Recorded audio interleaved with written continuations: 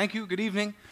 Yes, my name is Jeremy, and I am a longtime zoo volunteer at Moncton's Magnetic Hills Zoo, and I'm here to talk to you today about my encounters and the Magnetic Hills Zoo's encounters with the big cats of the Amur region.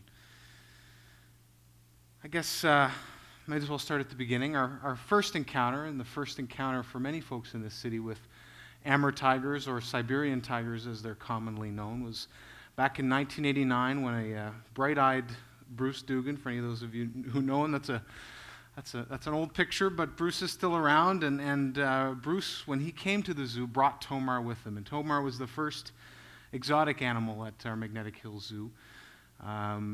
He lived there from 1989 till 2007, almost 19 years, and for all of that time, he was the feature animal, if you will.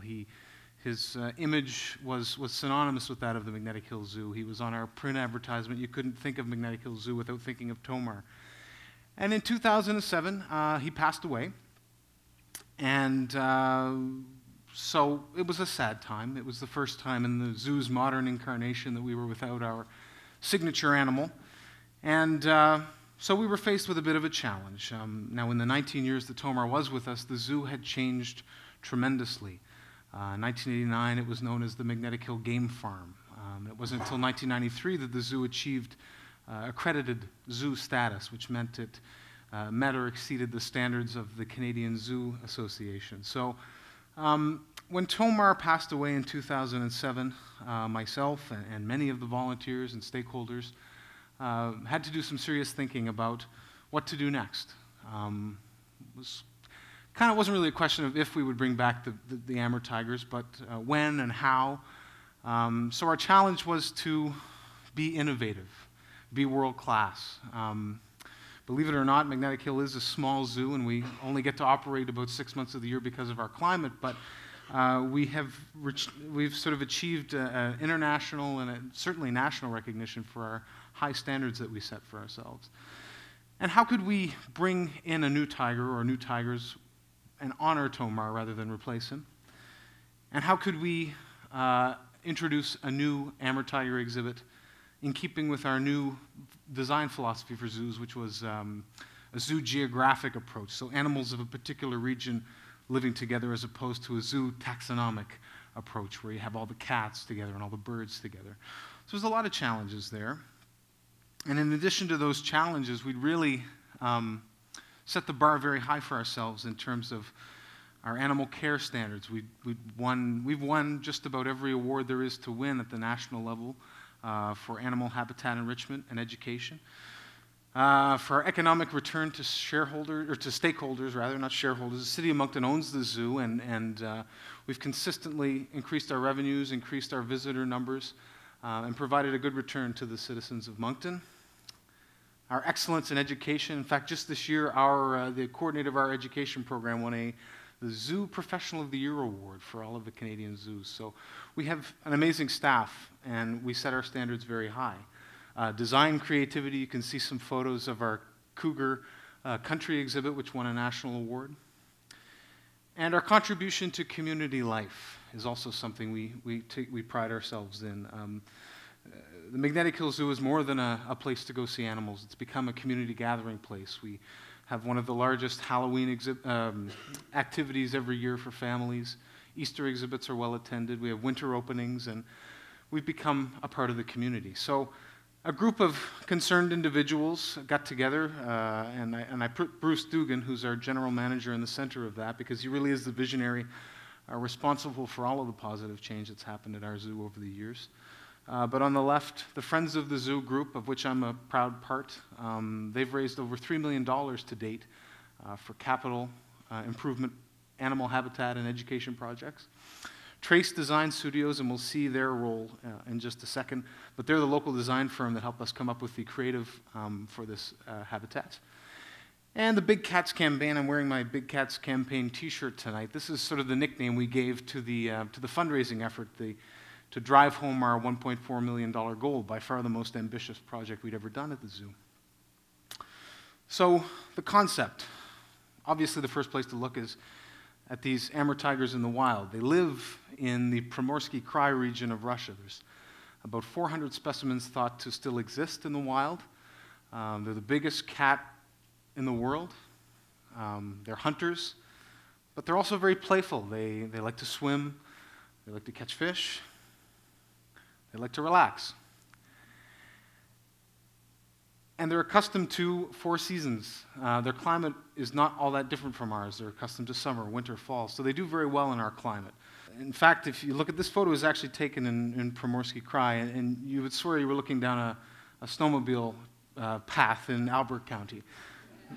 Of course, there usually aren't warning tiger signs alongside the path, thankfully, but you get the idea. And some other elements, there's some other commonalities as well. We did our research and we found that Primorsky Krai has a rich rail history, like our own community. Shipbuilding and timber industries forms an important part of their past. A lot of commonalities. In addition to that, there's the natural relationship between predator and prey. So actually, phase 2 of our exhibit will be introducing some prey species, not in the same enclosure, mind you. We don't need that kind of excitement, but in and around our tiger exhibit, we'll demonstrate some other species that would coexist naturally with the Amur tigers in the wild. And we drew some inspiration from other zoos and what other world-class zoos were doing. You see some really interesting exhibits that we will hopefully borrow from in the areas of visitor interaction and animal enrichment. You see here a tiger swinging, and the food is sent across on a zip line, and that's an element we're actually going to introduce into our exhibit as well.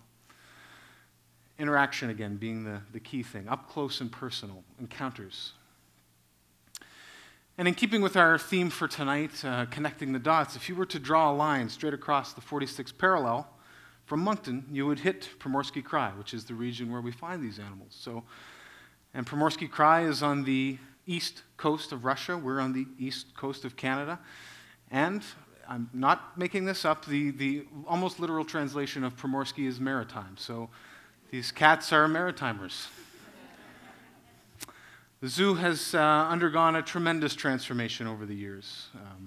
Other attractions have come up around it due to its success. And this is part of our master plan that we're hoping to execute. We are executing. We're weeks away from opening our exhibit in 2014.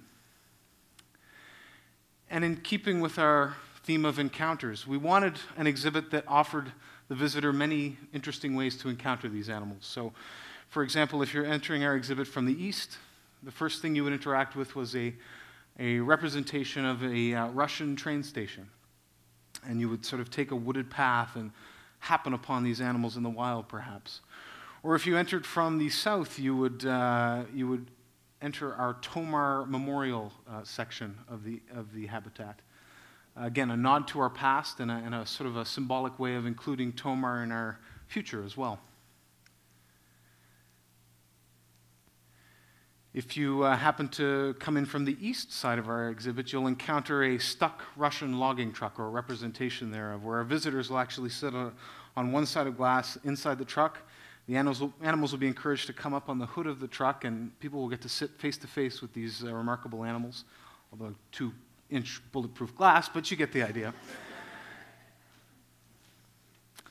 And last but not least, our outpost, which is meant to represent what one might encounter if you were to happen upon a scientific research outpost in the wilds of Primorsky Krai, where we'll offer our visitors a chance we'll have some literature in there, we'll have some photo representations of the natural habitat, and it's just another way for people to interact, another encounter for our visitors to have. So we're extremely excited, and we were very excited to go on the road and for the very first time try and sell corporations and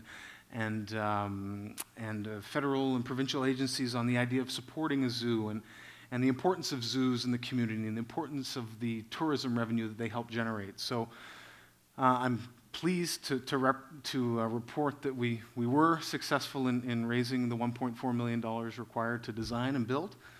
56% of it came from private donations and from fundraising efforts of our volunteers.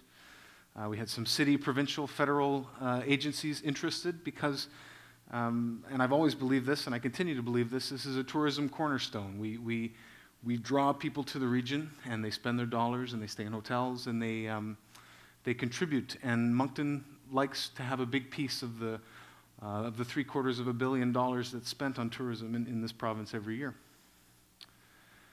And just sort of in closing and tying things all together, and my perspective and my encounters with the big cats is, I've learned a lot about, what we can do when we believe in our cause and when we can creatively think and do something outside of the box and communicate that cause to other people. And then, of course, it's important to find the right partners. People have to be interested in what you're doing. And I think the most important thing is that we learn from this, we build upon it so that our next habitat will be better, and that we share this with other people in the zoo community. We're not the only people out there fundraising and trying to improve zoos and improve the visitor experience and the experience for the animals as well. So you see little baby Tomar, and you see a grown-up Tomar, and I'm pleased to report that we're weeks away from opening our brand new exhibit. I encourage every one of you to come out before the end of October when we close for the season, or early next year, and see our exciting new exhibit. And hopefully, if you haven't been to the zoo in 30 years, you'll be very surprised by the progress that's been made there. Thank you very much. Thank you, Ted. Thank you, everybody.